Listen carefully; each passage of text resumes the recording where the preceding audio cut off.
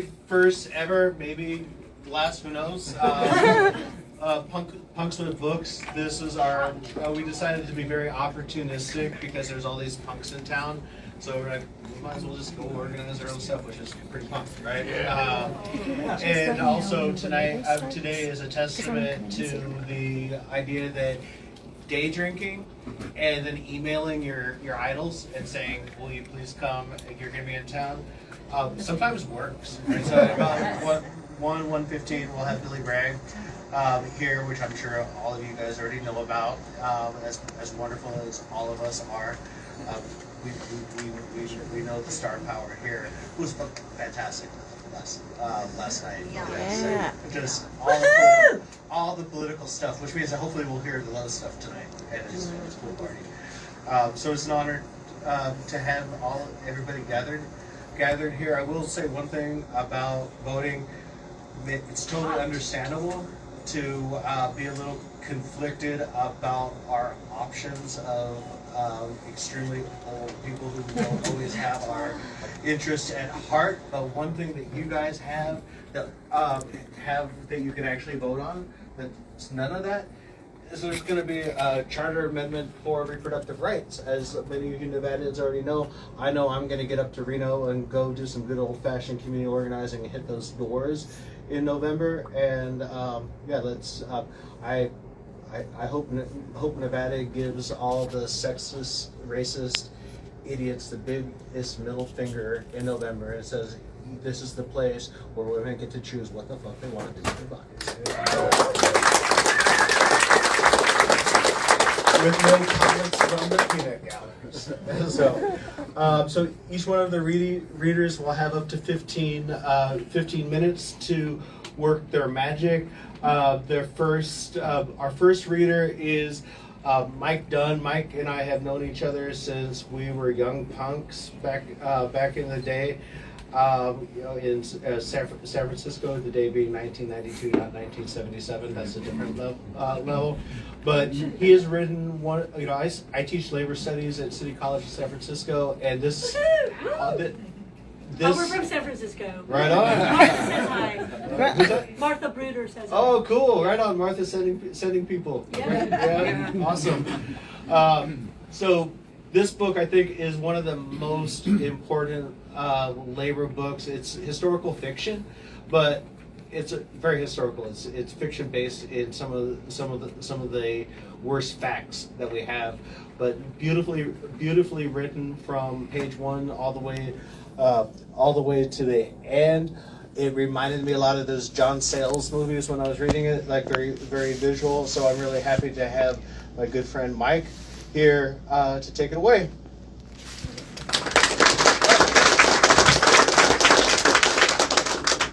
Hi, thanks for coming. So, between 1876 and we'll read. 1877. Mike, come on up here. There you go. There's a stool there too. Yeah. I was going the wrong angle. So between 1876 and 1877, 20 Irish miners were executed, falsely accused of terrorism and being Molly Maguires. 10 of them were executed in one day, and the second largest mass execution in the history of the U.S., the first being the mass execution of Native Americans a few years before that. So my book is about the time leading up to that, and I'm going to read you the first chapter, and it takes place right after a long and brutal strike in Pennsylvania's hard coal country. And my main character, Mike Doyle, is 13, and he's walking to work with his father. He works in the breaker where the coal's crushed into commercially useful-sized chunks of coal, and it's pretty dangerous work. The workers are all boys, aged 8 to 12. This is actually a historical picture by a guy named Hines who helped get some of the first laws passed to protect child labor. And these are actually breaker boys, so the same job that my protagonist has. And they have to reach into these chutes of Russian coal to pull out the impurities like slate, which can sometimes be as sharp as glass. So it was pretty dangerous. A lot of the boys ended up losing fingers and hands and even getting killed sometimes. The elevator that the men take down into the mine is called the cage, and it's powered by a hoisting cable which runs through a pulley at the top of a tall scaffold called the head frame. Mike Doyle knew it was going to be a bad day as soon as he saw the platoon of cops with their bell-shaped helmets and Winchester rifles, and the miners slouching past them with their picks dragging in the dirt. He moved closer to Dad, who continued marching forward with his chin up, as if everything was fine, toward the head frame and the cage that would take him down into the bowels of the earth. That damned head frame always gave Mike the shakes. It looked like a giant wooden gallows towering over the mine shaft, only eviler, with its cables and hoist and the illusion of security. A gallows, at least, was honest. With a gallows, you knew exactly when you would die. Can't we go home? Come back tomorrow? You know we can't. Dad stopped and gazed down with concern.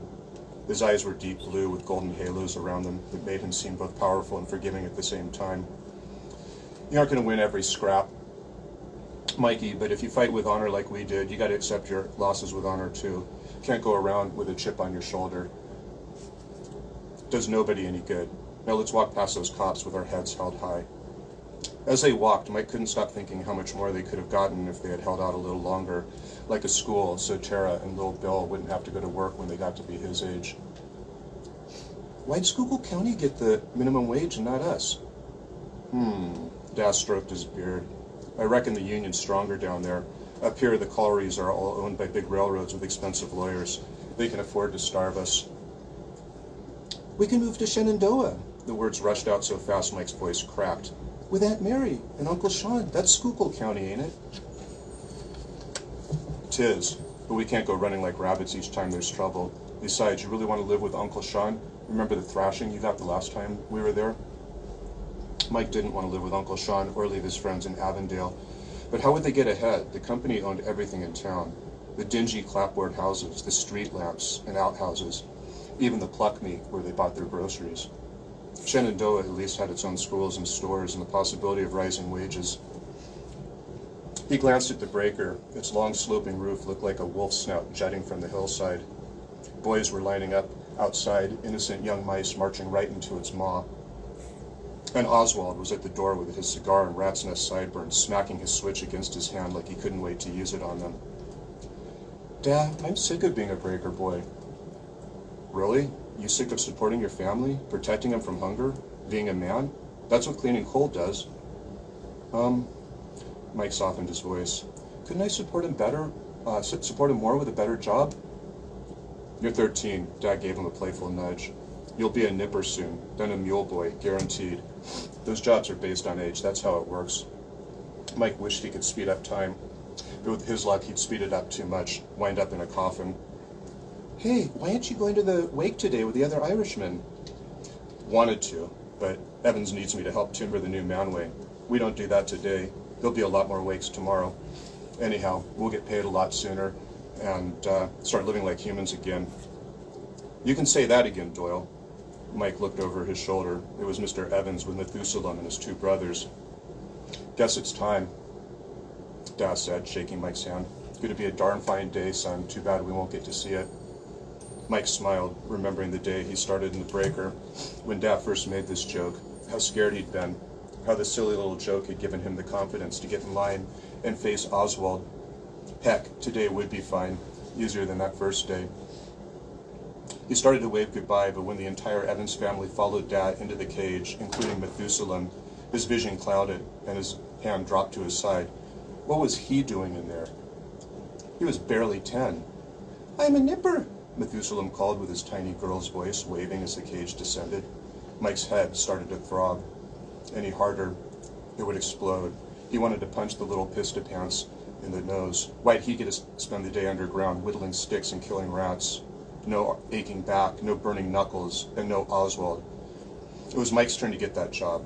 He was older, and he had been there longer. Methuselah was just a little boy, looked it too, with those thin wisps of yellowy white hair peeking out from under his cap like the tail of a baby duck. And skin so pink and clean-smelling.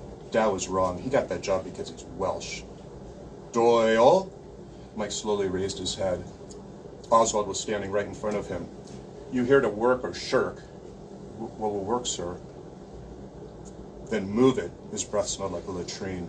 Suppressing a gag, Mike marched across the Bloomsburg tracks to the breaker, past 3 footmen with black arms and raccoon faces, their clanging spades barely audible over the roar of the donkey engines.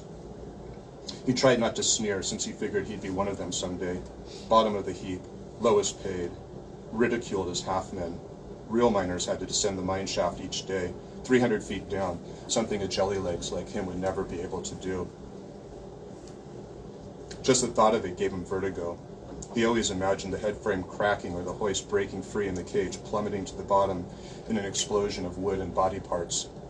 Probably just as well he didn't get that nipper's job. He stepped into the breaker with Oswald close behind. It was loud as an avalanche inside. The gnashing iron teeth of the crusher, whirling sorting screens, rivers of coal thundering down steel chutes in great black torrents, dust so thick you could barely see. It burned the eyes and throat, got stuck between the teeth. Smelled like rotten eggs. Pulling his shirt over his nose, he proceeded through the diagonal maze of chutes that crisscrossed the room. Each had ascending rows of boys sitting side by side above them on thin planks, as if they were on bleachers at a ball game. Except instead of facing home plate and enjoying the game, they all faced uphill, hunched over, their arms and legs darting in and out like cockroaches rummaging for food. Seamus was sitting right in the middle of their plank. He refused to budge until Oswald slapped it with his switch, and then he only scooted a few inches, his lip curling. You'd think he was being asked to sit next to a corpse. Oswald smacked it again with his switch. "You girlies play nice." Mike sat down, swinging one leg into the chute, and then the other. He began kicking back and forth to slow the flow. He reached for a piece of slate, nabbed it, tossed it aside, Seamus's body moving stiffly against his. 4 months off the job, and he'd gotten fat and lazy. 4 months with a stupid grudge. The big baby should be treating him like a hero. He had taken the worst licking any of them had ever seen, standing up for Methuselah when Oswald abused him. "Glad to be back?" Patty called to Seamus from the next chute over, as if Mike wasn't there. "Hell yeah," Seamus yelled, "beats being stuck at home with the girls and babies. Or being a tramp. Shit, being at home with the girls and babies would beat being here with these two knuckleheads. Even being a tramp sounded better. Sleeping in the woods, plucking what he needed from orchards, hopping freights, seeing a bit of the country, no one bossing him around." He reached for another piece of slate, imagining what Mamaia would cook for supper. With him and Dad back at work, maybe she'd serve meat. He closed his eyes and he conjured the smell of a smoky roast. But then the emergency whistle shrilled, jarring him from his dream, louder and louder, pulsing, desperate, an infant shrieking in his ears. He jumped down and ran from the building, Seamus close behind, zigzagging past patchy fires that were sprouting up everywhere to the front gate, where he fell to his knees panting. The air was thick like breathing hot soup. Mike started to choke. His eyes watered and his ears throbbed as if he was being sucked into a tornado. Probably that terrible howling, he thought. Looking up, flames roared from the mine shaft 100 feet into the air, swirling around and around. They were devouring the head frame. Pulleys and cables crashed into the shaft, blocking the only exit, filling the mine with black damp, suffocating the men. And Seamus standing there with his fat chipmunk cheeks and stupid grin. "What's the big deal? Just a bunch of Welshmen down there." Mike pulled back his fist and smashed him in the nose. "My dad's down there." Michael Dunn, everybody.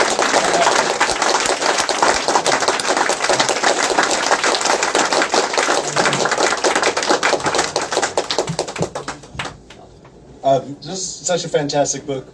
Anybody have a question? For Mike? We have time for a little question and answer after each one, if you have one. What inspired you, Michael, to do this? I've been blogging about labor history and activist history for years, and I came across this piece of history, which is sometimes known as the Great Upheaval of 1877, when there was a wave of strikes across the country. At least 100 workers were slaughtered by cops and National Guards. And when I was doing the research, I was actually going to originally write about that. Actually, I'm in the middle of writing a sequel to this, which is part of what I'm calling the Great Upheaval trilogy, so I am going to get to that. But when I was doing the background research, I learned about the Molly McGuire's and his mass execution, and I thought, wait up, people, that's too big for one book, and then just kind of, zoomed in on this. Nice. Sweet.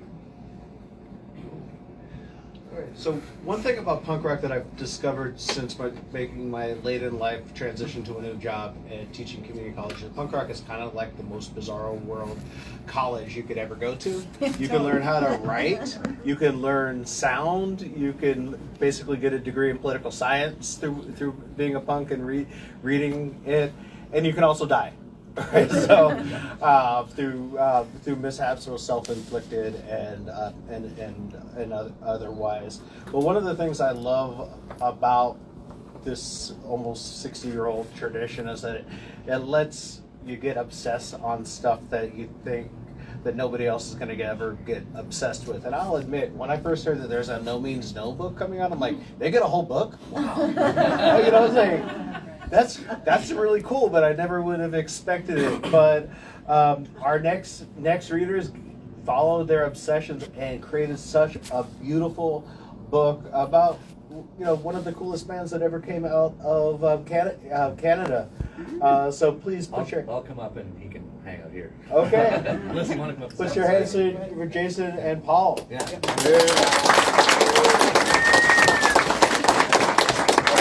We do have some more standing room around if you want to. If you get crushed at the front. Oh boy. Okay. Hi everyone.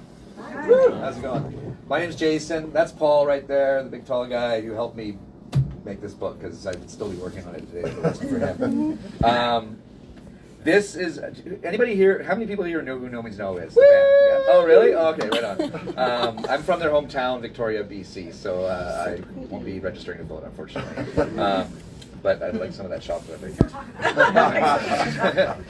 And the book is an oral history of NoMeansNo. It's not a narrative. You know what I'm saying? So it's a little weird to do a reading. I'm not going to do impressions or anything like that. So I'll just kind of read some of this stuff. Okay. One of the things about NoMeansNo that you may or may not know is what page was that? 146. 146. Okay. They were very mysterious. Like, they didn't really let on who they really even were back in the day. This is obviously pre-internet and all that kind of stuff. And they used to mess around a lot and sort of fuck around with their image. And the guitar player, the original guitar player, Andy, would call himself different names in the liner notes. So when you were a fan of NoMeansNo back in the 80s and early 90s, you didn't really know a lot about them unless you actually knew them personally. So this is a chunk of stuff about that, okay? So. And it starts with my little intro, and then I'll just kind of read who I'm going to pretend to be. NoMeansNo began to feel the pressure of promotion. They were now an international touring band with records to sell. They gladly agreed to interviews and were happy to meet their fans, but their promotional materials were often confusing. This proved frustrating for their record label, Alternative Tentacles, as well as their band manager, Laurie Mercer. So here's John Wright. He's the drummer of NoMeansNo. We started goofing up the promo shots. We didn't take much of that stuff particularly seriously because it has no meaning to begin with. Being goofs was part and parcel of the whole package. And this is his older brother, Rob, who's the singer and bass player. Rob Wright. Any promo stuff we did was just a joke. One time we did a photo with the three of us that said Curly, Larry, and Promo. It became fun to do that. Tom Holliston especially loved to do stuff like that. He was their second guitar player. He would do the W. Buzz Ryan thing, constantly coming up with ways to make it ridiculous. I always appreciated that completely. His real talent is his mind. It's endlessly inventive, and he's so funny.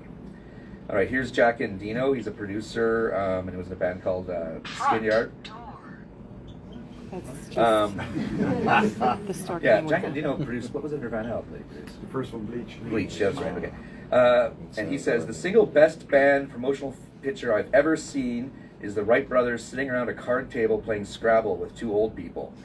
With no explanation. It's just the best. And then Tom Hollison says, they did this promo photo and they were playing Scrabble with my parents. They wanted to go out shopping and Andy and Rob were there. Once again, John was late and they were just about to leave when he finally showed up. It was a couple of hours waiting for John and then about 2 minutes for Rebecca Kratz to take the photos. And they're actually, you probably can't see this because they're so far away, but there is a picture of them playing Scrabble with Tom's parents there, and that they would put that out to concert promoters. Greg Workman, who at the time was working at Alternative Tentacles. He now runs Apicac Records with Mike Patton. He says, promoting the band was a challenge. I have to look at it two ways. As a human being and a friend, that part might have been funny, but I was trying to sell records. And it was not fun because the music press in general did not have that same sense of humor. NoMeansNo always had these ridiculous promo photos. I don't know how many times people would say, this is cute, but we can't use this. Or who exactly is this person? Who plays what? I would have to explain to them that that's part of who they were. They were not the easiest band to market. Their interviews were all over the place. When people finally did talk to them, they didn't know what was serious and what was sarcastic. When you're in the music industry, you see bands that are selling out arenas and selling hundreds of thousands of records, and then you go see NoMeansNo play in a sweaty, packed 300 capacity club, and you just think, okay, the world is wrong here. Let's change this. Let's make this right. That was horribly frustrating, and I'm sure that Laurie will tell you the same thing. And here's Laurie Mercer, their manager. The mythology of NoMeansNo has always been a big part of it. That's why all of the pictures have the wrong people. It's not just contrarianism, sorry. It builds a mystery. It's not about the people, it's about the music. It's also taking the piss. However, opportunities that were created to springboard them were constantly dismissed, turned down, or ignored. It was a constant trail of heartbreak. And here's Zach Blair. He's a guitar player for Rise Against. I got obsessed. I had to know who these guys were and how many records they had out. Of course, this was before YouTube and Google, and I couldn't figure anything out about them. Their names weren't on their records at the time. I didn't know Andy Kerr's real name for a really long time. I just knew all of their voices sounded kind of similar, but you could tell there were different people singing. Everything was misleading about them. You never got a good picture of them. And here's Nick Evans. He's a UK promoter. NoMeansNo did weird things with their press. The bags of potatoes, or a cow's head, or Rob dressed as a vicar. They seemed to be against mainstream promotion, yet they always had a lot of interesting ideas to present themselves in a way that was eye-catching. There was sort of an aspect of Zappa there. There was something recalcitrant about them, and they were so good that they could say no, and they really liked saying no. And here's Jello Biafra. One of the promo photos we were told to use was Andy looking like he's rocking on the guitar with 2 sacks of flour beside him. Another one was maybe 2 or 3 old men sitting around a table at a little Victoria bar. I'm not sure that we ever had a proper 3-person NoMeansNo promo picture. In that area, I would be on Laurie Mercer's side. That is not how to get your photo as a lead gig article in the local weekly. And that's probably good for that part. Should I do another little bit? Yeah. Okay. What should I do, Paul? Tell me which one you think. Is this entertaining at all? Yeah. Okay. Is it? Yeah. No, they're pretty funny dudes. And hey, if you are a NoMeansNo fan, hopefully you know Dead Bob is playing tomorrow night. Club show. Tonight. Shit, that's tonight, isn't it? Yeah. Midnight. At midnight, right. They're opening for Saccharine Trust, and that's John Wright's new band. And they play a bunch of NoMeansNo songs in their set, so it's really fun. Do you want to do the Stay Home Read a Book? Yeah, let's do that. 169. It's 169, okay. Yeah, this is a fun one, okay. 169, starting with, okay. So, they had this is still in the arena of their promotional materials, but they put out a t-shirt at one point. It was a parody of a Henry Rollins t-shirt, or not his t-shirt, of his tattoos. Because he used to say like part animal, part machine, and then it's on his back, Henry Rollins' back, this huge tattoo that said "Search and Destroy." So they put out in their merch, they put out a T-shirt that said "All Human" on the front, and then "Stay Home, Read a Book." Okay. So this is Andy Kerr, the guitar player. The T-shirt with "Stay Home, Read a Book" written on the back was Rob's idea. Henry Rollins had that "Search and Destroy" tattooed on his back. The polar opposite of that is staying home and reading a book. John did the drawing. I heard that Henry was not happy about that. I don't know if that's actually a thing, but I remember at a certain point being interviewed by someone in Toronto, and I was going, "Oh yeah, Henry, he's lame. Come and get us," or something like that. Afterwards, I thought that probably wasn't the wisest move. I might bump into Henry. You never know. I may still bump into Henry. Thankfully, I think he's gotten past it now. And then John says, I remember hearing through the grapevine that Rollins thought we were trying to poke fun at him, or it was a criticism of him. It was very short-lived and not much of any consequence to him or us. We would tease Biafra, but he knew us personally, so he could grudgingly put up with it. We picked on Black Flag again with the Hanson Brothers My Game cover, but they had an alter ego band called the Hanson Brothers that played hockey-related songs in a Ramones style. This is a very difficult book to write. That was an amazing album and a classic cover. Our first Hanson's album cover was based on the Ramones, our second one on DOA, and our third one was Black Flag. I mean, that's just showing respect. It was just parodies and jokes, but it was also against the machismo that we eschewed. NoMeansNo railed against the whole toxic masculinity thing a lot of the time. I don't think Rollins was ever a toxic male. It wasn't directed at anyone personally. It was more directed at the message. The whole sort of search and destroy and dehumanizing little slogans like part animal, part machine. It was just sort of poking fun, but it's the antithesis of that. And then finally here Rob says, everyone thinks that I'd like to make fun of Henry because he took himself so seriously and had such a hard-edged image. But you know what? He's turned into the nicest guy. I've seen things on the internet with him, and he's grown well. He's gotten very intelligent and reasonable. I'm surprised actually to see how well he has aged and how intelligent and entertaining he is. I wouldn't mind going and seeing him talk. He's a good talker. In those days, it was just meant to be funny. I loved him in Black Flag. That band was, in a certain way, perfect. But it was also just too much, and they just opened themselves up to be parodied. They took themselves very seriously, but that was encouraged by others as well. I never disliked him. I heard that he would come to shows, but he would never come to see us because he heard we hated him. I don't know why he thought that. I think it was the shirt. It's just funny to take that kind of grim, hard piece of graphic expression and then turn it into something that's a joke. That contrast makes it funny. That's all. It was just about having a laugh. Now, it was a little bit at Henry's expense, sure. I'm sorry, but he kind of set himself up for that. He didn't have much humor about himself in those days. I would like to let him know, hey, NoMeansNo loves you, man. Don't be angry. In those days, you were always afraid he would just punch you. All right, is that good? There we go. Jason Lamb and Paul Prescott.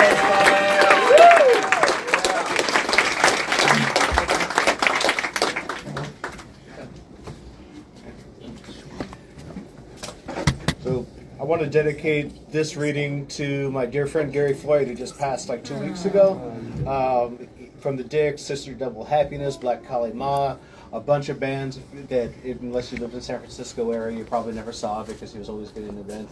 And he was kind of the opposite of Rollins at that time, like, you know, coming on stage looking like Divine and being like a queer communist shit disturber and just one of the nicest people you could ever meet. I got to interview him last year in his garage, and it was like just one of the most delightful times, even though we'd been running into each other for years at different stuff, been friends. But you know, it's great to look back and know that, you know, we don't know what's around the corner. We don't know if anybody, you know, there's like life after death or not. We'll know when we get there. But to me, everlasting life is leaving behind a bunch of kick-ass stuff like Gary Floyd, and the other thing that Gary would always do.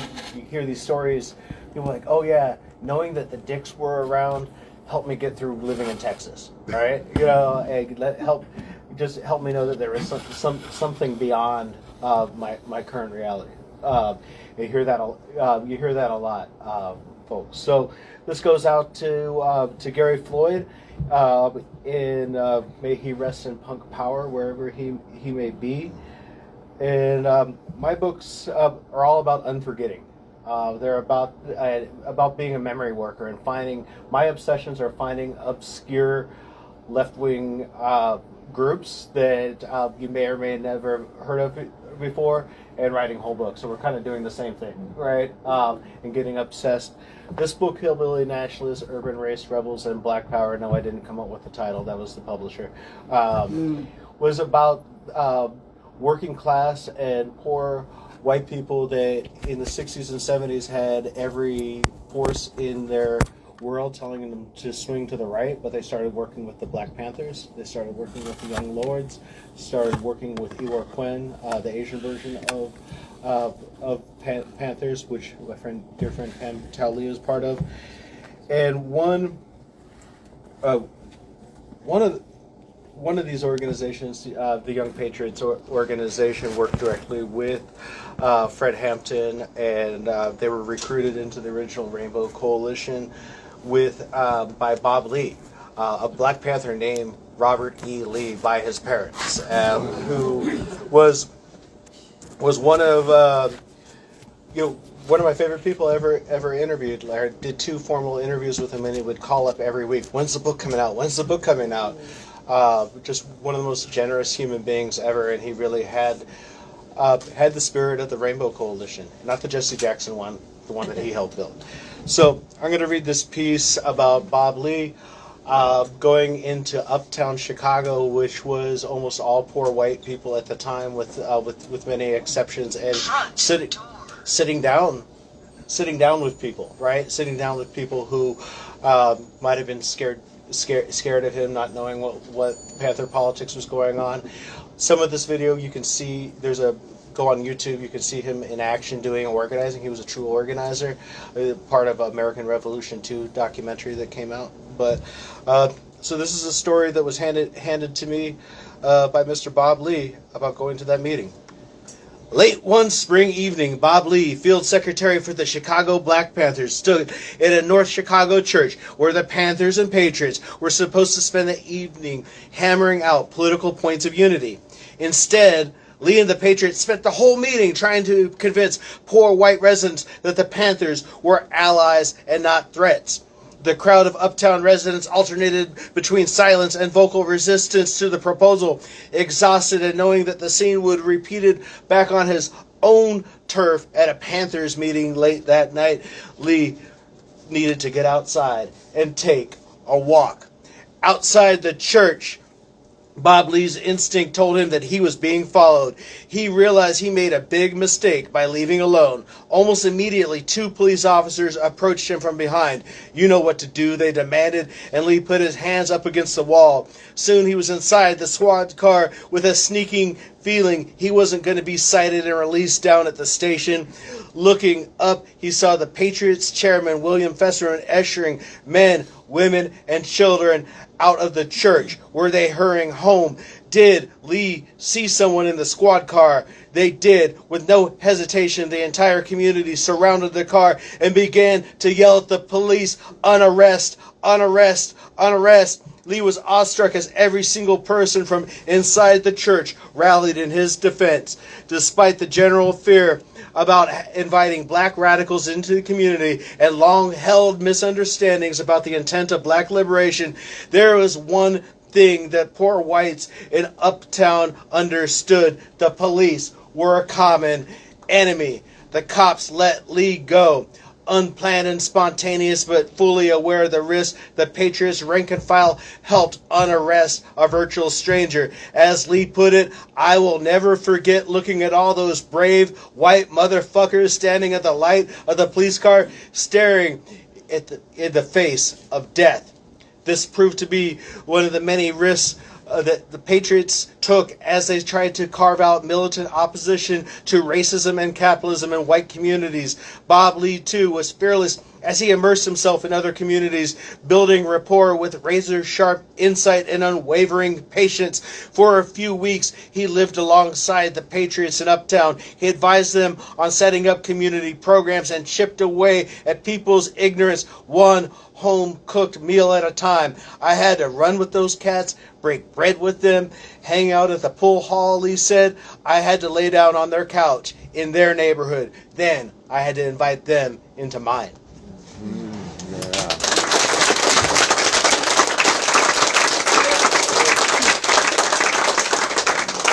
This story was handed to me by my organizing mentor, Malik Rahim, chair of the New Orleans Black Panther Party, who lived in San Francisco. We did work together, just telling stories, right? And it started an obsession. He said, "Well, I used to hate white people." I said, "Well, you're working really well with a bunch of them." And he was like, "Yeah, well, if I went to the United Front Against Fascism conference in Oakland, California."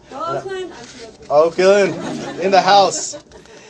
And I figured if you looked at these guys with the Confederate flag on the back of their uniform, running armed security for my comrades in the Chicago Black Panther, if there was hope for them, there's a hope for the rest of y'all motherfuckers. So, sorry.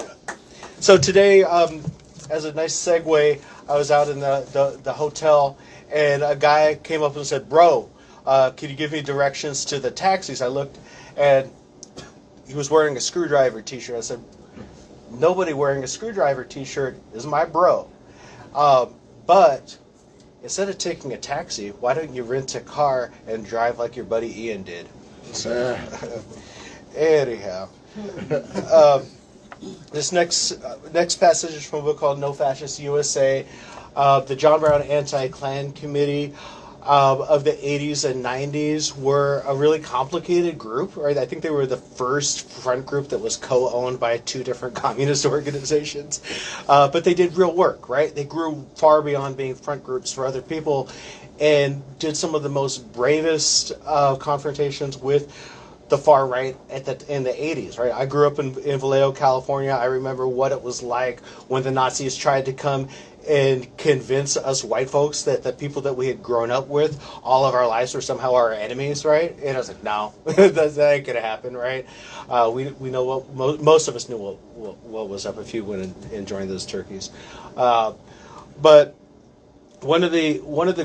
two of the greatest things that John Brown Anti-Klan Committee does, they're known for the violent confrontations, the physical confrontations, but they were actually the most effective when they built coalitions with people that weren't as radical as they were, which was a big stretch because they were really dogmatic Maoist type of people, and for them to we need to roll up our sleeves and work with churches, work with PTAs, right? And one of the beautiful things that John Brown Anti-Klan Committee did was when anytime there was racist graffiti or racist flyers went out, they wouldn't just go and tear it down.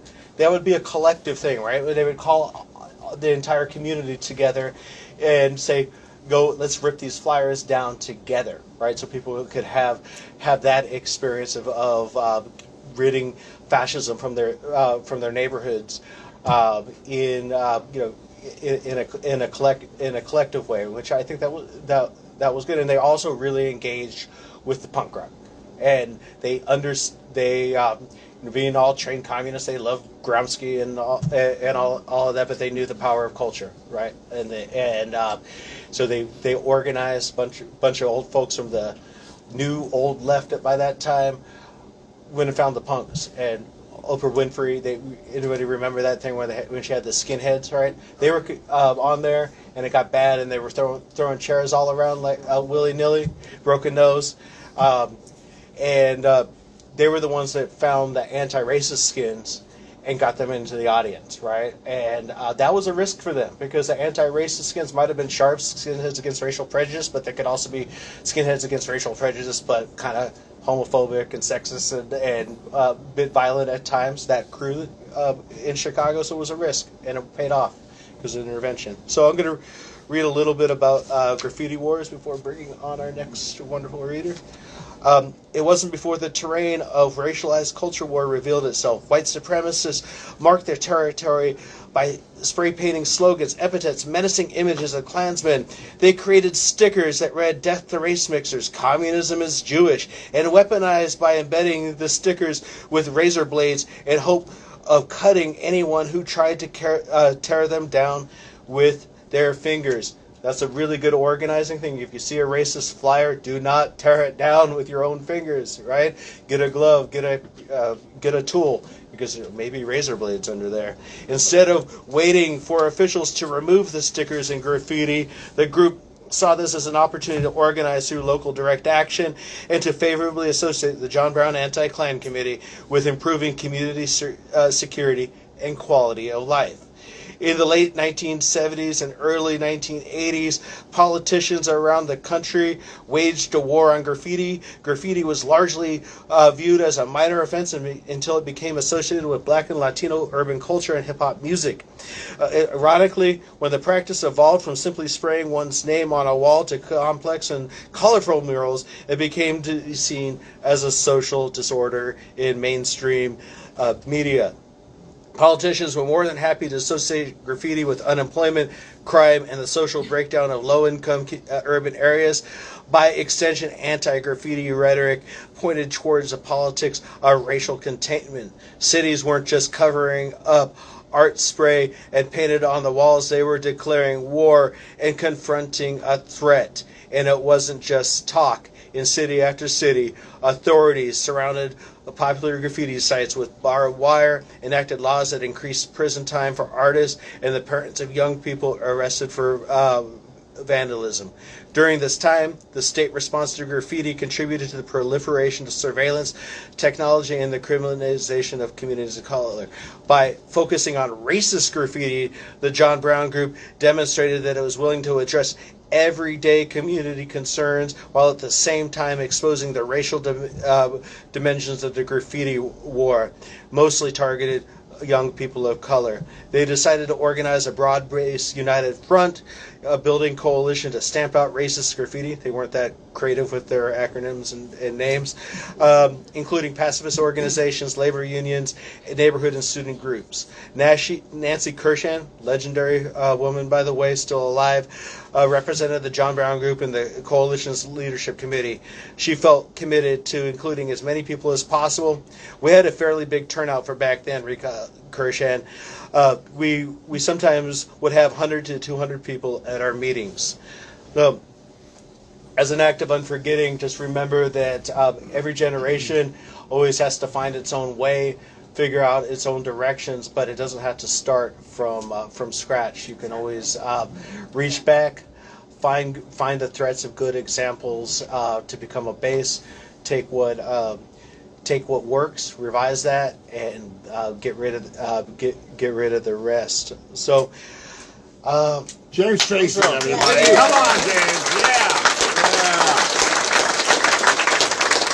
Right. We're in the second half of the show. Bill, you want to come sit down? All right. Mr. Billy Bragg is here.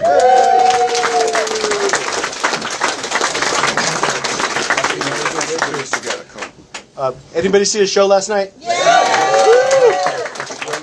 Oh, man. Had a great time. I normally don't cry at shows, but I did. So, same. That's the empathy I was talking about, James. You know, when I was talking about empathy and, you know, music being able to move you, that's what music's supposed to do. When people tell me that it moves them to tears, I'm always really pleased about that. I think to be able to move someone to tears without hurting them physically, it's a real. It says something about you as a person and the way you connect with music, and we're lucky to be able to do that without having to put mind-altering drugs into our bodies, to be able to have music move us in that way. I'm always pleased to hear that, brother. So if we, I should sell Kleenex at my gigs, actually. To men, Kleenex for men as well. It's mostly guys up there. It's big guys who are all sobby and grab me, and it's lovely. And if you sing upfield tonight, you better bring. Mate, that's a good idea. Actually. You better bring the. I've learned something terrible. I went over to have a look at the gig tonight. I'm on last, which means that I don't have a curfew. All right. We'll see what happens. Who knows? Yeah, let's get some beer afterwards. Yeah. So there's a advertising slogan that says, "What happens in Vegas stays in Vegas," and that is rarely true from what I've heard. But if you do something that you need a public defender for, Juanita Mantz, who wrote this fantastic book, Portrait of a Public Defender, or How I Became a Punk Rock Lawyer, you might need to get her card if you're going to party really hard with Billy Bragg tonight, right? Just in case you do anything foolish, she's got you covered, right? Yeah. All right. So please put your hands together for my friend Juanita.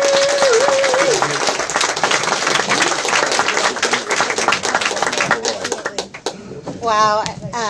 Thank you to the bookstore. Thank you to James for putting this together, to my friend Michelle and to Billy Bragg and to all the readers. I wrote this book during COVID, and I had always resisted writing about my work. I represent the incompetent to stand trial population and the criminally insane in Riverside, California. So I never wanted to take advantage of their stories. But during COVID, it taught me that I not only have to amplify my voice, I have to amplify the voices of those who can't be heard. So I also have a book called Tales of an Inland Empire Girl about my punk rock high school dropout story. Yeah, My mom still, I went to USC Law School, and my mom will still say, but you dropped out of high school. Yes, Mama, I did. Okay, so this is a poem. This book is multi-genre. It's memoir, social justice essays, and poetry. And this poem is called Static, and I was listening to the Joy Division song Transmission when I wrote it. Can you hear me screaming in my head, let my people go, let me go, saying, let us go. Release everyone from the system that hurts us all. As a deputy public defender, I used to think I could work within it, but now I see it's broken. Can you hear me screaming in your ear? Listen to me, please, listen. Let me do what I do, then let me go from this misery of banging my head. My ears are ringing from the beat of cuffs on bars of cells across America. Are you there? Can you hear me screaming your name? It all still remains. Excuse me, excuse you, forgive me, forgive us all. We know not what we do, or maybe we do. Yeah.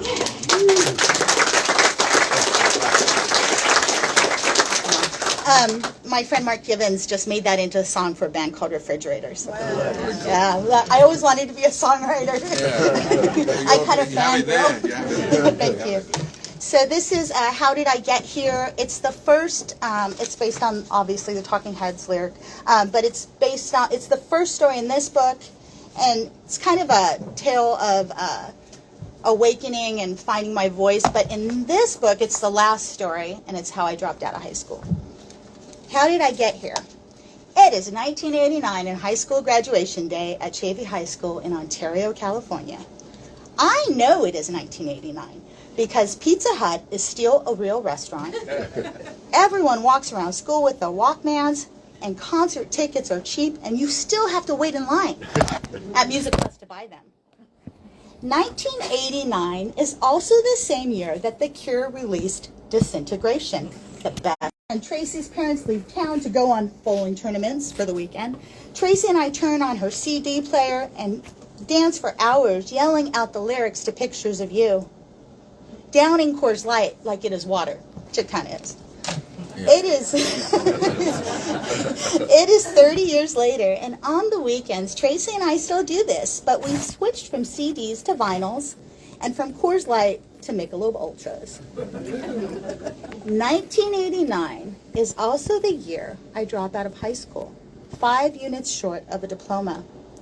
I'm sitting in the high school bleachers with my mom, dad, and my younger sister, Annie.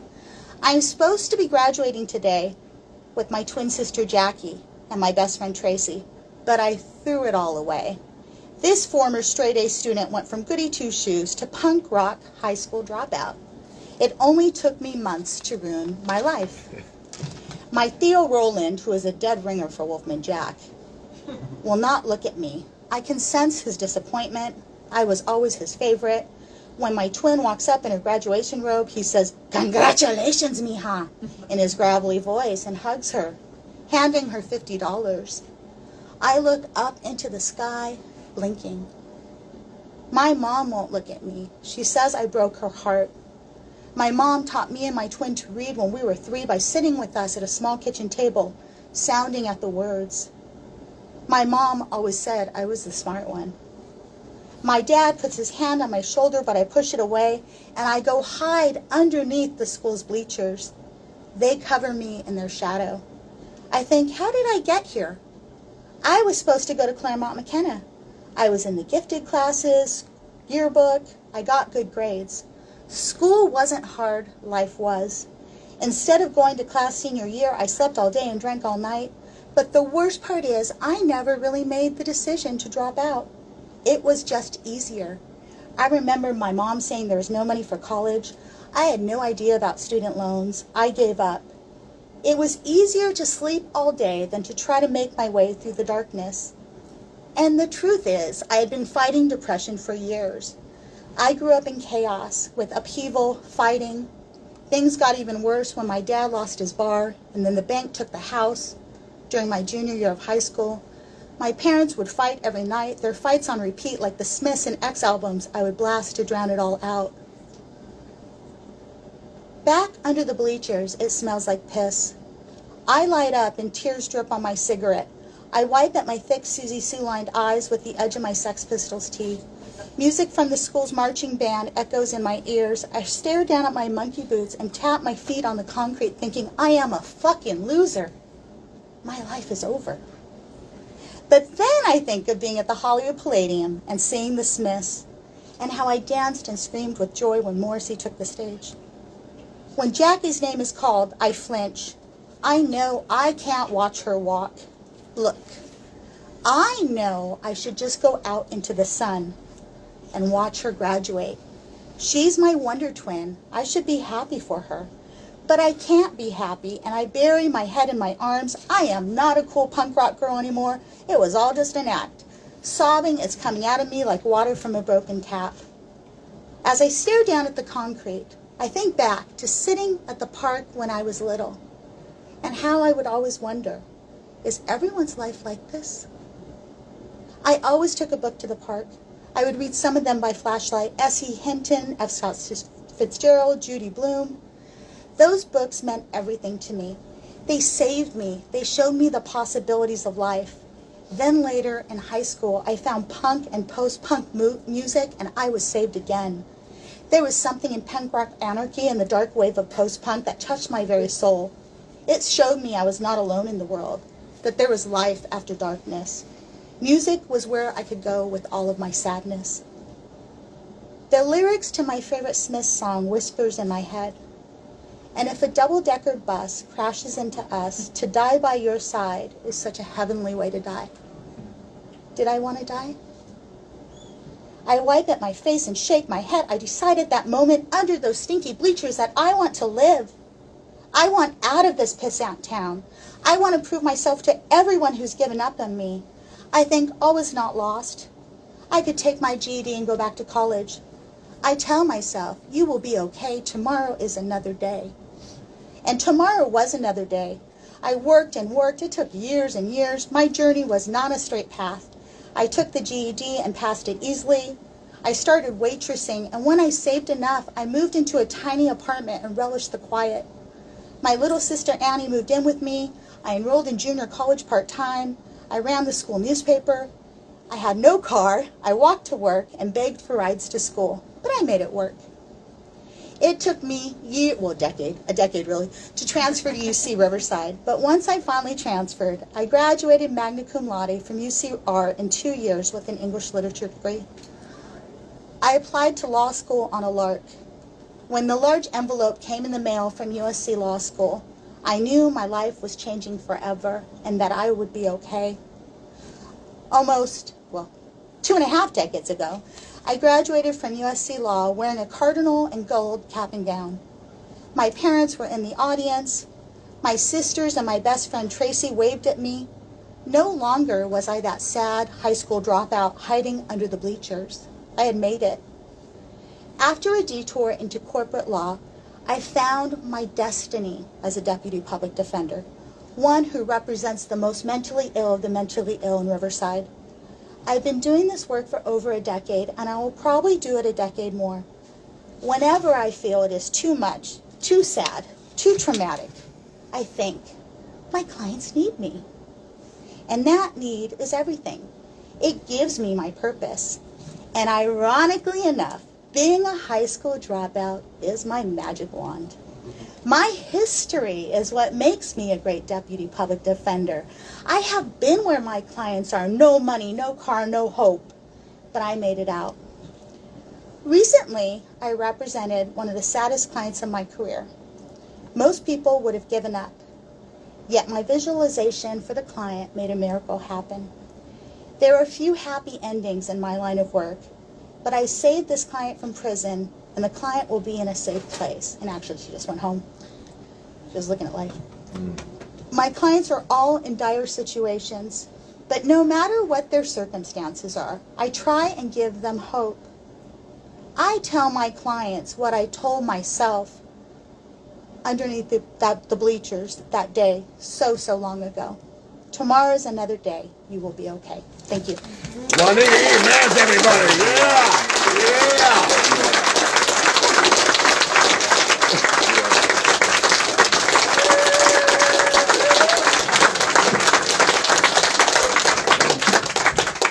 I don't know about you, but I could completely picture that as a movie. Yeah. Right? So maybe there's people like my brother who's really good at scripts. Come on, man, let's make this happen. So the next person, I've told her many times before that as being a young punk in the 90s, trying to figure out what's right and wrong and gender and all that, I learned more from going to Spitboy concerts and listening and reading their lyrics that they would pass out, right? Actually reading them than almost any college class that I that I ever took. The impact of that band on so many people, writing shifts, making people figure out what's right and wrong, maybe taking down the sexism and misogyny in this society a notch or two by its impact. But I really don't think that anything is more punk right now than getting a job at a working class community college and fighting for language justice, which Michelle Gonzales is a trailblazer there. So please put your hands together for her.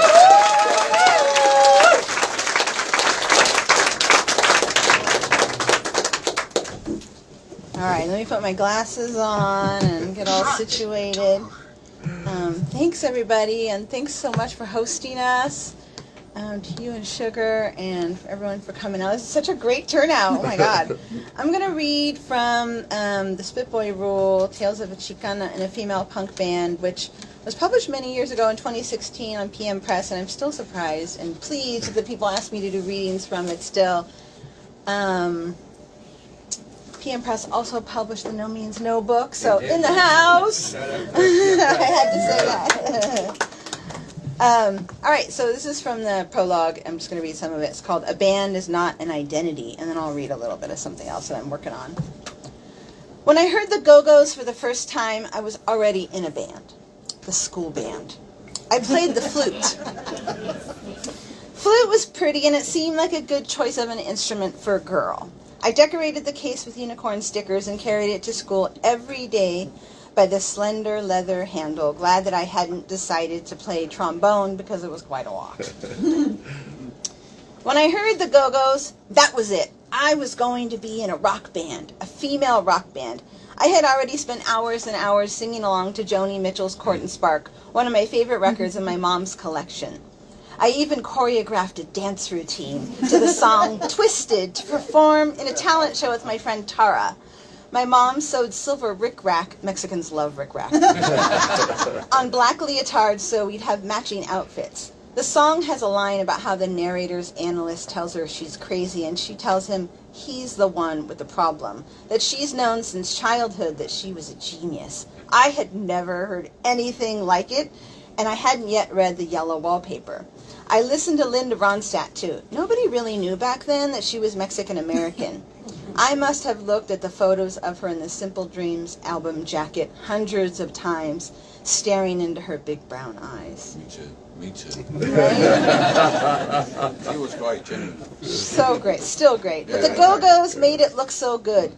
They added power in numbers and a certain defiance. Women rocking out, doing this thing that men acted like you had to have a dick to do.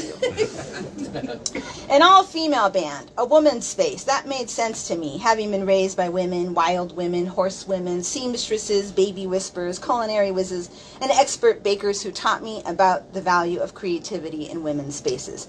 Then I heard The Clash. That was it. I was going to be in a punk band, an all-female punk band that stood for something, a band that would write songs like Twisted, songs that spoke out against the mismeasure of women. That would be even better. I suppose I could say that I'm not sure what attracted me to punk rock, but that wouldn't be true.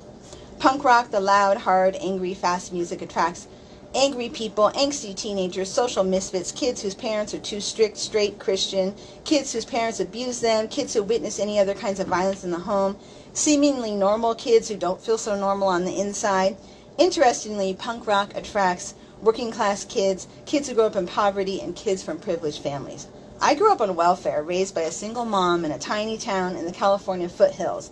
Not too far from the Bay Area, Tuolumne County attracted all kinds of hippies. It's like in the gold rush country. Psychedelic hippies, drug addict hippies, gardening, pastoral fantasy hippies, wannabe American Indian hippies, Save Mother Earth hippies, herbal healer hippies, Grateful Dead hippies, and of course your run-of-the-mill dirty hippie. If not for being raised by a strong woman whose influence on me, negative and positive, were profound, I could have rebelled against subculture movements, but as a Mexican American, a Chicana in a hick town, I was never allowed to forget that I didn't fit in, that I muddied their waters. I would show them. I started listening for the sounds of rebellion on my clock radio, the sounds of the Clash and the Go-Go's crackling their way through the single speaker. Later that year, my sister's middle-class grandparents bought me a knockoff Walkman. I recorded songs to a cassette player from the radio to absorb to the foam-covered headphones, and when I saved enough babysitting money, I bought Prince Charming by Adam and the Ants. Adam Ant was my third celebrity crush, after Harrison Ford's Han Solo and Olivia Newton-John. But in 1983, I went to the US Festival to see The Clash, and Joe Strummer said something that made me forget about celebrity crushes, fickle chameleons who dress in costume and change their identities with every record. You make, you buy, you die. That's the motto of America.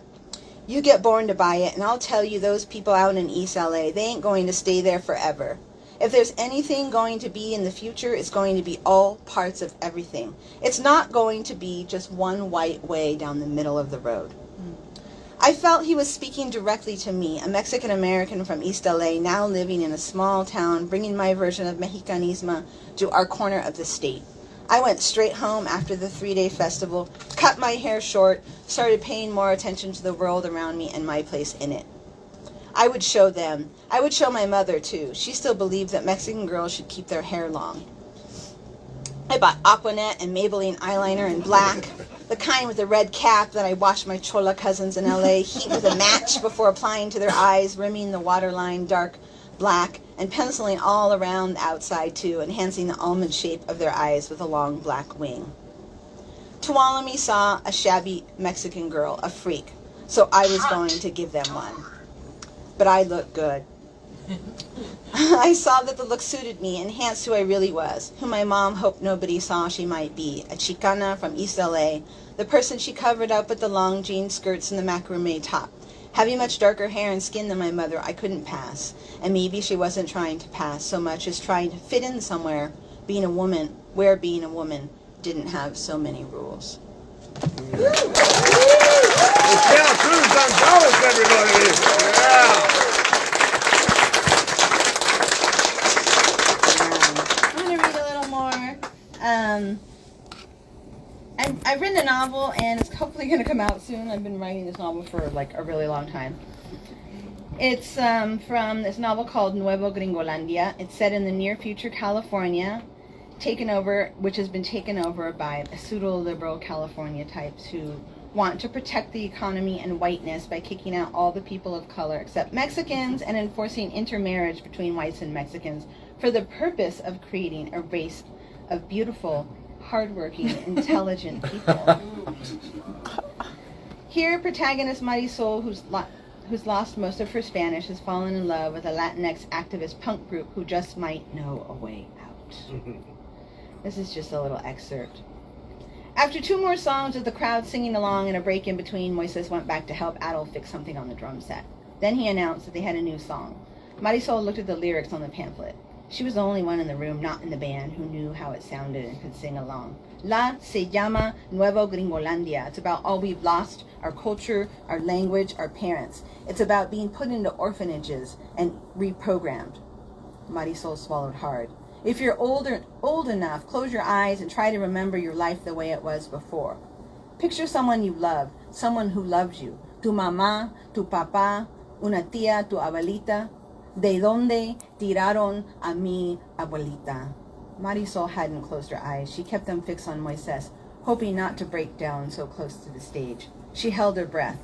Where did they throw my grandmother? She had understood. ¿De dónde tiraron a mi abuelita? He said again and wiped at his eyes with the back of his hand. Un, dos, tres. Adol counted and clicked their sticks together, and the whole band launched into Nuevo Gringolandia. playing it amplified and live for the first time, Moises and Xochitl singing the whole song together. Xochitl's voice was higher, and she sang fast, the pitch of her voice cutting over the top of his baritone. Nos quitaron todo y nos llenaron con vergüenza. They took everything and they filled it with shame. Nos quitaron todo y nos llenaron con mentiras. They took everything and filled it with lies. Nos quitaron la lengua. Nos quitaron todo. They took our tongue, they took everything. They were playing it twice as fast as they had on the hill in front of the fire. I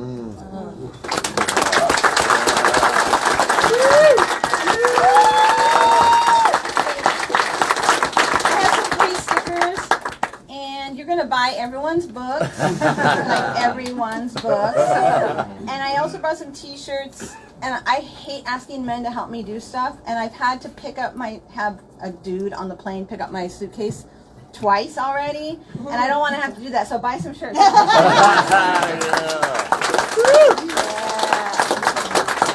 Michelle Gonzales. I cannot wait for that book to come out. There's some standing room over here, too. Move on in. Well, best way I think I can introduce the person who absolutely needs no introduction here is about 1990, I was a truck driver and shipping and receiving guy at a thrift store in San Francisco, and very strangely, everybody that worked closely to me were either a Trotskyite or an anarchist. And, of course, we'd argue all the fucking time, right? Kronstadt this, 1924. Everybody would be going all off of each other. Oh, yeah. Who killed Rosa Luxemburg? Who killed Rosa Luxemburg? Carlo Tresca. All that shit, right? And I was like, I'm just trying to, get paid here, right? And so, anyhow, the thing that shut people up was Billy Bragg, because one of my coworkers started bringing in Billy's music on cassettes, and everybody liked it. No matter cross ideology, everybody was like, "This is beautiful," and it's beautiful because it's not socialism of dogmatism; it's socialism of the heart, which Billy Bragg brings on every single last album. So, put your hands together. Thank you very much. First of all, I want to thank James for inviting me to come and speak, and I want to thank Amos for nipping out and getting me a coffee, which is probably saved my afternoon. I'm still somewhere over the Atlantic headwise. Sadly, we weren't able to get any copies of my book, but having said that, the bloke comes home from work and his duck's absolutely lifeless. Anyway, I'll just riff for a while on the meaning of skiffle. Skiffle, if you're not aware of, is the pre-rock and roll music of young people in my country. It begins in a historical sense with a guy named Lonnie Donegan has a hit with Leadbelly's Rock Island Line in late 1955, early 1956. And this then goes on to inspire every sentient schoolboy in the UK to learn 3 chords on a guitar. This has the effect of, when I say schoolboy, I mean 14, 15, 16. When Lonnie Donegan played in Liverpool, George Harrison went every night, he was 14. Paul McCartney went one night, he was 15, he asked his dad if he could get a guitar and not play the trumpet anymore. John Lennon was 16 and too cool to go, but he formed his skiffle group, the Quarrymen, a week after the Lonnie Donegan show. So if you can imagine that multiplied by about 10,000. Guitar sales in my country went from 5,000 a year in 1951 to 250,000 a year in 1957. And the significance of this is that when Chuck Berry turned up a couple of years later, playing guitars like a ring and a bell, almost every schoolboy in the UK had enough chords to be able to play Chuck Berry. And the knock-on effect of that is that our teenage boys were 18 months to 2 years ahead of your teenage boys. So consequently, in 1963, and the Beatles broke America in 1964, not only were there the Beatles, but there were dozens and dozens of other bands who've been playing for 10 years already, ready to come over and do the British invasion. Every single band involved in the British invasion of the United States of America began as a skiffle band. The only exception is Petula Clark. She was a child star, and being a girl, for some reason, didn't play skiffle. It's hard to explain why the girls didn't play skiffle, but it was a bit like playing football skiffle. It was something you did with your mates at school. The attraction of skiffle, you could impress your mates playing football, you could impress girls playing skiffle, and that was the big plus. So we'll circle back around and I'll explain to you the significance of young women in the development of skiffle, but let's just rewind to where skiffle came from. We're talking about a very strange period in my country's history. We're talking about a time with no youth movements, with no teenagers. You know, we're talking about a generation born, let's say you're John Lennon, you're born in 1940. Rationing in my country, rationing food, clothing, petrol, began in 1940. It didn't end until 1954. And the years after the war in some ways were tougher because, for instance, bread never went on ration during the war, but it went on ration after the war because we were having to feed Germans in our sector in occupied Germany. We were having to provide them with bread. So someone like Lennon couldn't walk into a sweet shop and buy what sweets he wanted until he left school when he was age 15. So this is a generation that have grown up with the shadow of the war over them, and they're looking for a way to show to their parents that they're different, something to define them as different. And Donegan comes along singing this song, Rock Island Line. The BBC have a monopoly on broadcasting, and their idea of entertainment is probably best summed up in a program called Housewife's Choice, which is exactly what it sounds like. Yeah, music for women doing the housework at home, very adenine, mostly cheapo covers of American crooner hits. I mean, you know, it's just dreadful, dreadful stuff. Really watered down stuff. And then Donegan comes in at complete right angles to this and starts playing this song Rock Island Line, which begins with a minute. It's like nothing else that's ever been on the radio. It begins with a minute dialogue about a guy talking to a train driver on the Rock Island Line, and then Donegan starts singing, and it gets faster and faster and faster and faster. It's total punk rock. It is total punk rock, and it just blows away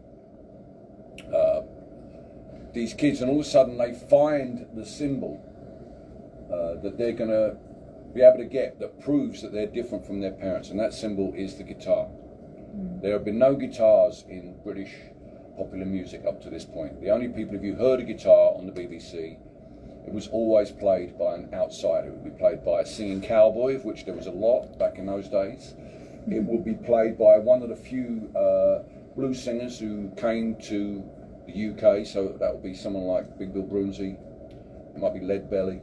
Not that he ever came, but his records were available. Or it would be a calypsonian, because this was also the time of the first immigrants into my country from the Caribbean. And they, although calypso comes from a single island, Trinidad, calypso came to identify the whole of the West Indies, particularly when the West Indies beat England at cricket for the first time in the early 50s, and there was a big hit called Cricket, Lovely Cricket. So the guitar was the instrument of the outsider. To own a guitar, you were saying to your parents' generation, I am different. I mean, it's total punk rock. It is exactly that, going out and spiking your hair and cutting up your trousers. Owning a guitar is absolute key. And the weirdest thing, I mean, this is the strangest thing of all, is it actually came out of trad jazz. After the Second World War, the real hipsters in my country were people who were listening to what we refer to as trad jazz. And that is jazz that was made in New Orleans around the turn of the 19th, 20th century. If you're not familiar with jazz, there's a before and after Louis Armstrong. Louis Armstrong he's the kind of Joe Strummer of jazz. It's like there's a before and there's an after. And before, jazz as a medium was very collective. There were no soloists. The thing about Armstrong is he's a soloist, and suddenly everything becomes about soloists. Before that, jazz is a collective. Everyone's playing together, and this is what the jazzers in the UK, most of them very young men, they wanted to get that collective feeling, that early feeling, because they believed that was pure. They were working at a time when jazz had become incredibly bloated. It had become about big bands. It had become about jazz orchestras. They felt it had totally lost its way. It's like, you know, it's not like it is exactly the Ramones. It's the Ramones. You know, it's the Ramones reacting against stadium rock, against Pink Floyd, you know. believing that guitar music should be about back to the garage. Well, this is all the trad jazz fans were this, you know. That was the great sort of schism in jazz. One bunch went to back to the early days, then they were reacting against mainstream jazz, and then there were another group who were reacting against mainstream jazz, based in New York, people like Dizzy Gillespie, and they went to bebop. They were trying to push it forward. They were like Talking Heads. They were trying to make something new happen. But they're both, you know, they were both reacting to how boring the mainstream was. So these guys who wanted to play this old music, the only point of reference they had was the recordings, the original recordings, many of them made in the 20s and the 30s, often under the most basic circumstances, sometimes with one microphone. So the original guys back in the day in these recording studios, sessions, in order to be heard on a microphone, they played really hard. They blew the shit out of their instruments. They really went for it. So these kids, 30 years later in England, listening to these records, they thought that's what you did. So they blew the shit out of their instruments. So as a result of this, after about 30 minutes, they couldn't play. Their lips were gone. Their lips were gone. So in order not to lose their audience, but also because they were at heart musicologists who deeply believed in the power of African American roots culture, they would put down their brass instruments, get a couple of acoustic guitars, and sing lead belly songs. They believed that jazz had evolved out of the blues, which is not true actually. The jazz, New Orleans jazz, comes slightly earlier than the 12-bar version of blues that we're familiar with, but they didn't know that. And in order to find out about this shit, they used to have a thing called a jazz lecture. If you wanted to learn about jazz music, you could go. They could fill the Wigmore Hall, which holds 1,200 people, to have a jazz collector on stage with a gramophone with a big horn on it, playing his records and talking about the context in which this record was made and who is on it and what it. And people would buy it. You know, they would sell out because that's the only way you could find out about this shit. They were like they found this music and it spoke to them. This trad jazz music. It was kind of, for them it was revolutionary. But this aspect of what they called the breakdown session, this kind of got into some other territory whatsoever. I interviewed Pete Townsend for the book, and he witnessed. Lonnie Donegan was the banjo player in one of these trad jazz bands, led by a guy named Ken Collier. Just briefly about Ken Collier. In order to learn about jazz, he realised that the guys who played on these records he loved were still alive in New Orleans, playing. Bunk Johnson's band. Bunk Johnson was dead. He was the kind of like. He was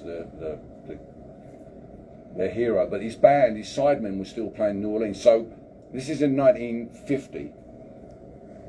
Ken Collier, the only way you can imagine to get to New Orleans from England in 1950, he's a working class lad, is to join the Merchant Navy and hope that he gets on a boat that goes to the Gulf of Mexico. Because in the Merchant Navy, they give you a ticket and you have to take it, and then they send you to the boat and the boat has to take you. So he went to Australia, he went to the Baltic, he went up the Gulf of St. Lawrence, and then one day he was sitting next to a guy who just got a ticket and it said Mobile, Alabama, and he was like, damn, Mobile, Alabama, and Collier said, I'll take it. He went to Mobile, Alabama, he jumped ship, he went to New Orleans, and he found Bunk Johnson's old band, and because he knew the records by heart, he sat in with them. Indeed. He didn't only go to Mount Olympus, sat in with the gods. I mean, it's the equivalent of going to the tavern and finding the Beatles and saying, oh yeah, so he was writing all the time to his brother in England, who was printing his letters in the Melody Maker. And then he overstayed his visa and got arrested and got put in jail. And the evidence very closely is he was arrested because he persistently would sit in and play music with old black guys. And they asked him what they would do if they released him. He said, well, he's going to go back home learning. He said, this is my university. This is what I've come to do. So eventually they expel him and sell him back to England. So not only has he been to New Orleans and played with Bunk Johnson and the guys, he's also been in jail in Louisiana. Who else has been in jail in Louisiana? Lead Belly. So, I mean, now Ken Collier has come back as the Jazz Moses. He is like the waters part, and he becomes, they call him the governor in trad jazz circles. And he puts together this band which has Lonnie Donegan on banjo in the band. But in Traz Jazz, they tend to have a front line of a cornet, a clarinet, and a trombone, and the back line, so the rhythm section, is the banjo, the bass drum, and the double bass. So Donegan's in the back, clink clonk, playing rhythm. But when they have the breakdown session, this changes. And Pete Townsend saw the Ken Collier band with Lonnie Donegan, and Townsend's dad was a trombone player in a big band, and he'd been to see Collier's band, Pete Townsend, and he said this moment came when they put down their instruments and the banjo player came from the back to the front, put on a guitar and took control of the gig. And I knew, he said, at that moment my father's music was finished, that this was the future and this was the way it's going to be. And this is the transformative moment when Lonnie Donegan, through his force of personality, was an incredible, he could really deliver a song. He could really deliver a song. And that transformative moment is what inspired Pete Townsend's generation to pick up a guitar. And weirdly, because you couldn't buy these records in the UK, you know, they just weren't available, these Lead Belly records, and Woody Guthrie was also, they were big influence, Woody Guthrie. But in the basement of the American Embassy in Grosvenor Square, there's a library, there was then a library. Your government was trying to spread American culture around the world, and you could go and get records from the Library of Congress recordings, and of course Lomaxes had recorded Lead Belly for the Library of Congress. So Donegan and these guys were going, and they knew that if they didn't take the record back, MC would just get another one from America. So I spoke to a number of people who went there back in the day, only to find that the record had been loaned out to an L. Donegan and hadn't come back.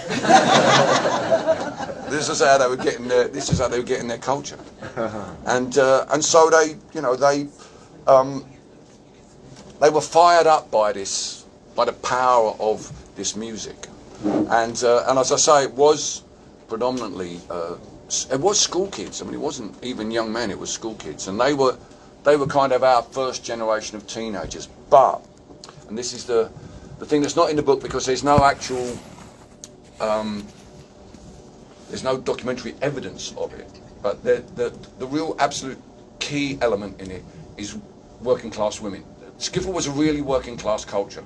You know, middle class kids in those days tended to go from being at school to university. And when you went to university in those days, you were an adult. This was before teenagers. You know, they dressed like their parents, the middle class and upper class kids in my country. Working class kids, not so much. So what happened after the Second World War was there was a lot of work in light industry, making consumer goods in the UK.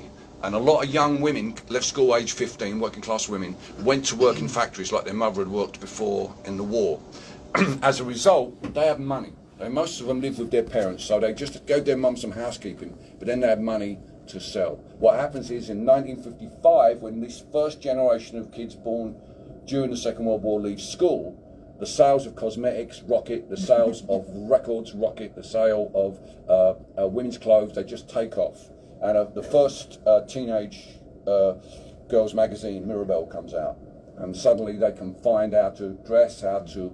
And they're really interested in this generation. They don't take their cues from the United States of America. They're not... I mean, this is the time when the image of... the American image of femininity was based, broadly speaking, around the idea of Marilyn Monroe curves. These women, young women, were taking their cues from Milan, from Paris, from Jean Seberg and people like this. They were trying to cut a much more European aesthetic. And part of the reason from that is where they had no social space for themselves. They had to find their own social space. Now, first of all, they couldn't go into a pub. Women on their own in pubs wasn't acceptable. It simply wasn't acceptable. They couldn't go, well they could, but they didn't want to go to the Lions kind of corner tea house because they might see their auntie. The milk bars were full of little kids. So they went to the newly opened cappuccino bars that were happening mostly around Soho and other cities around the country. Italian immigrants, the espresso machine had just been invented. And you could go to these places, buy a coffee and sit there all night. And that's what they did. They bought extended cigarette holders and they looked incredibly Parisian, And the young men who were playing skiffle predominantly in scout huts and school gymnasiums and church halls suddenly realised the young women were in these coffee bars. So, because the coffee bar generally had a guy sitting in the corner, an older guy, for some reason playing Spanish guitar. So it hadn't quite worked out, you know. So when they realised that, you know, the young women were in the coffee bars, the skiffle sort of slowly started playing. And so the whole thing comes around the idea of cappuccino bars, but it's these young women cutting their swathe through our popular culture. They are really they create the space for skiffle to happen. Without them, it's just guys, you know, playing guitar in school halls. And unfortunately, nobody around at the time. There was no. They didn't do any. They did a little bit of consumer research about it. You know, you can see that landscape, but actual oral history about it, it's not really there. You know, you have to kind of ask the guys who were playing the skiffle, why did you go and play in the couple? Well, that's for all the young women. You have to piece it together. But absolutely crucial means, and everything that we had in punk rock. I mean, one of the really helpful things is my experience as a 19-year-old in 1977 in punk rock led me to look in those places where we'd done things, and sure enough, the skifflers had done it. First and foremost, they were anti-commercial. You know, they were not being given their culture by mainstream. They were not being given their culture by the BBC. They were not being given their culture by Tin Pan Alley. They were not being given their culture by the major record companies. They were the opposite of that. They were creating their own culture by listening to African American music. One old guy in his 80s said to me that the average skiffler felt that they had more in common with an African American sharecropper than they did with their own dad. That's where they were at. They were so hip, these guys. They were really trying to get into that culture, you know. And so they, you know, first and foremost, they were anti-commercial. You know, they were independent record labels. They made their own records. They pressed their own records outside of the mainstream. They made fanzines. Michael Moorcock, the author, I don't know if you're familiar with him over here, great science fiction writer. He started a skiffle magazine. Well, actually started as a jazz, and then he went to skiffle, and then he eventually kind of went off to folk music. But you know, that was there, and also Lonnie Donegan was involved in the first big anti-racist initiative in my country, because in the late 50s there were a series of race riots in Notting Hill, and a number of jazz players and the nascent rock and rollers and the skifflers got together an initiative to bring together black and white youth in Notting Hill. The whole Rock Against Racism thing that we experienced, they experienced it as well. And they were kind of our first generation of teenagers. We never had another generation like that. And they used African American roots music to build a bridge to the future. If you go back and listen to the songs, they're all about trains, they're all about getting away, they're all about, you know, Last Train to San Fernando, you know, Rock Island Lights, it's all about escaping. They connected in some way, I don't know how, they connected in some way with African American culture and used that to escape the drab, rationing bomb sites that they'd grown up with and change the world. And they you know, they will never have another generation like them again. They were our first generation of teenagers. They're now, you know, they're now Elton John, you know, they're now David Bowie, they're you know, even ABBA, the guys in ABBA played in the skiffle band. You know, it's kind of in fact, it's arguable that it was the punk rock generation, my generation. Most of us were born in peak skiffle in 1957. You know, those of us who were 19 in 77, you know, me, Weller, Rotten, Mick Jones, we were the first generation who weren't influenced by skiffle. You know, the Feel-Goods who were just before us, they were in a skiffle band. You know, they were of that age. So the implications of this music as a cultural force has unfortunately not been properly given credit in my country, because it was played by schoolboys. It was like juvenile, you know. And some of the people who were influenced, there's a great clip on TV of Jimmy Page, age 14, playing skiffle on a kids' TV program. playing Mama Don't Allow No Skiffle music round here. With a really specky kid wearing National Health glasses, and they're thrashing away. They're just like, you know, four guitar players. It's like Garage Land. 6 guitar players, 1 guitar. And the trouble is that they kind of, that generation, they in the end they kind of disavowed it, because, you know, if you're Jimmy Page and you come to America in you know, 68, and Rolling Stone has just started, and Rolling Stone says to you, you know, who influenced you to pick up the guitar? You ain't going to say Lonnie Donegan. You know, you're going to say Muddy Waters. You know, you're going to say John Lee Hooker. You're not going to, you know, say that, you know. So skiffle kind of didn't get it in my country. It didn't get the credit. It didn't have a context really. So what I try to do in my book is to put it in, to give it its proper context, because I think if you love the music of the 60s invasion, if you love the music of the late 60s bands like Led Zeppelin, Pink Floyd, all those bands, you know, if you're into that music, without understanding where they came from and the context of how they first were inspired to make music, it's kind of, you don't really have the whole story. And so all I've tried to do with my book is to give that context. And the best thing about it is, in events like this, I've had geezers coming up to me my age and say, it's a more endearing term in my country. It's a more endearing term. Come up to me and say, you know, Bill, I've read your book and now I understand why my old man was so fired up by this music, which I never understood before. And I thought, well, that's good enough for me. If I've managed to do that, I'm really, really pleased. So thank you very much for inviting me down. Billy Bragg. I just want to say, so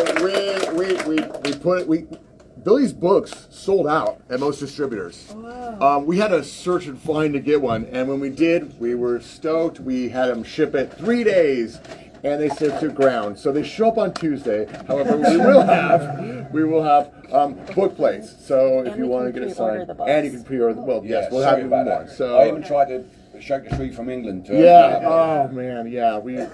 So, but anyways, it didn't happen. But yeah, it's a kind of it's a book. Yeah. With pictures. There are pictures too. I actually have the book, but You have it? Great. Someone has I the don't book. have it fucking with me in Las Vegas because I left it. But I'm so stupid. But my quick question is there an audiobook version of it? Because it's so, like my book that I have of your book, it's got tabs all in it. Like, because I come from accounting musicians and stuff. Yeah. But anyway, so is there an audiobook version? No. I try and hang on to my voice for singing. An audiobook, because I think that would really help. I'm not saying that you have to. No. The way that you share the stories is the way that you wrote the book. The stories are there. Yeah. You know, but the way that you're sharing the stories today is making me feel like I already own the book. Yeah. I would buy the audiobook. I took a copy to. I went to do Laytart. They put me on Laytart to talk about skiffle. You know, and I happened to be on there with Weller, and. He said, "You've written a book?" I said, "Yeah, it's about skiffle." So I said, "I've got one in the car." I gave him the book. He said, "Fucking hell, it's big, isn't it?" I said, "Yeah, but it's a book." I said to him, "You should write one." He said, "You should though, you should." But yeah, I mean, I hear what you're saying, but yeah, maybe it comes down to the publishers. Well, that's what I'm saying. Ask them, let them know that a lady friend in Los Angeles said they wanted it. It was a lady. Because it's so important. Like what you're saying is like the history is not known. It's the context, sister. Yeah. That's why I'm always happy to do this. You know, sometimes more than talking about socialism. You know, it's really, you can also remind them that everyone in the United States loves people with an English accent. Yeah, did you have a question? Yeah, I did. Skiffle, you know, you don't really hear about. Of course. That was amazing skiffle. What led? What was the transition from skiffle to basically rock and roll? Was it amplification? Well, again, you'd have to have been there. But I would say the most significant thing in that context was Buddy Holly came to England in 1958, and if you think about what Buddy Holly is doing, if you're familiar with his music, it's not. it's not lead guitar. He plays chords. Even his solos are chords. Now, if you're and skiffle was all chords, that speed as well, you know. So if you happen to be sitting at home and you're a skiffler, and you happen to see the most popular light entertainment program on the TV at the time, Sunday night at the London Palladium, and you see there he is playing it, you know, and it's kind of you suddenly think, oh yeah, I could do this, and Elvis comes along as well, you know. Elvis comes along as well. But I mean, I just to put Donegan in a little bit of perspective. I'm not going over him. No, please. Yeah. It's the coffee now. Sound like the coffee. Donegan recorded Rock Island Line because the jazz band he was in didn't have enough material. They got signed up to make an album in a day, and they played all because they had to have new songs that weren't on other people's records, and they didn't have enough for the. And the producer was like, I'm going to lose my job over this. We're spending £50 on this record. So they went down the pub and they said, well, we could play some skiffle songs. So they ended up recording these skiffle songs that came out on this album of New Orleans jazz music a year and a half before the single came out on its own. And that literally happened 10 days after Elvis Presley went into Sun Records and was goofing around singing dreadful ballads, and as a joke began playing an old blues song really fast, just like Rock Island Line. And Sam Phillips said, hey, what was that? And they said, go back, run back, and I'll run the tape. And he recorded That's All Right Mama. So those two things happened 10 days apart from one another. It's incredible, isn't it? Yeah. So rockabilly kind of. Well, I think rockabilly is the closest equivalent in the UK, because the key thing about skiffle is that it doesn't really have any drums. And if you think about the great rockabilly setup, so Sun Sessions Elvis, the Rock and Roll Trio, you know, Johnny Bennett and the Rock and Roll Trio, they didn't have drums either. You know, it was slap bass. You're in slap bass there. And in this will blow your mind. Donegan's Rock Island Line was a hit in America in 1956. It was a hit, and he came over and he went on a package tour and had to play with the pit orchestra because the musicians union wouldn't let him bring a band. There was restrictions.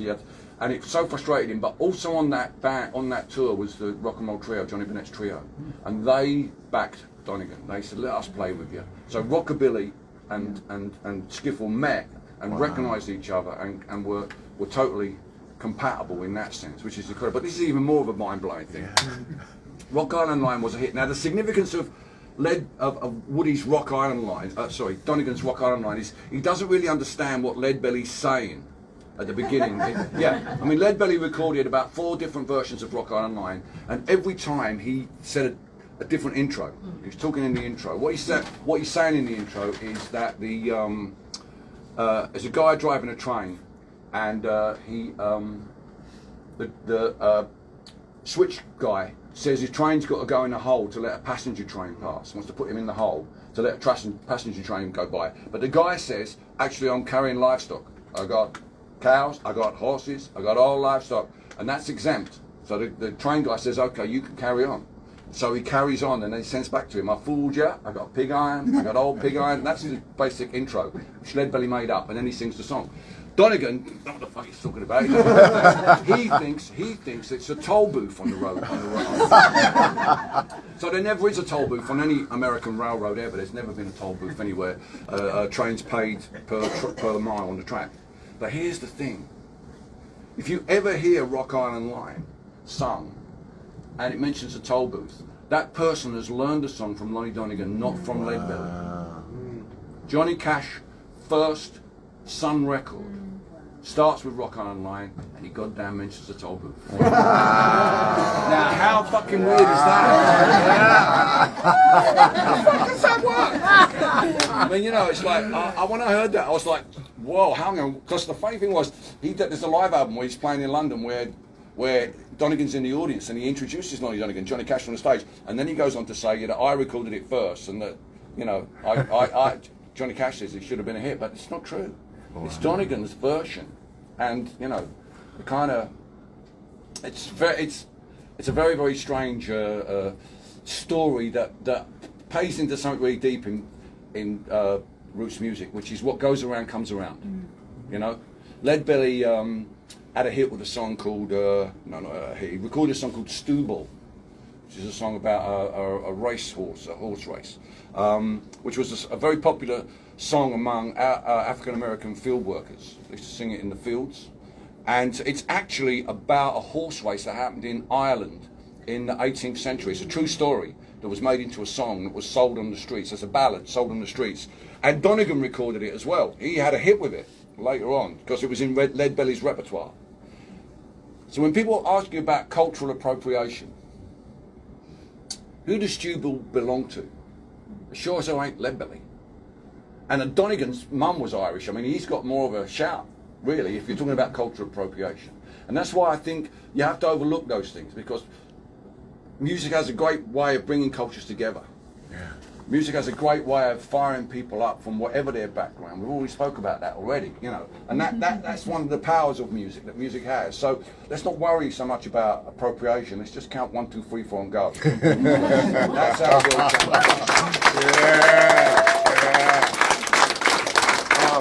Really good. I just want to say, thanks to Jim Tracy for pulling this all off. Yeah. We're really excited. Thank you all the authors. I mean, this is a pleasure and honor. We're all big fans, obviously. We're glad you're all here. Yeah, Thanks so much. great. Thank you, James.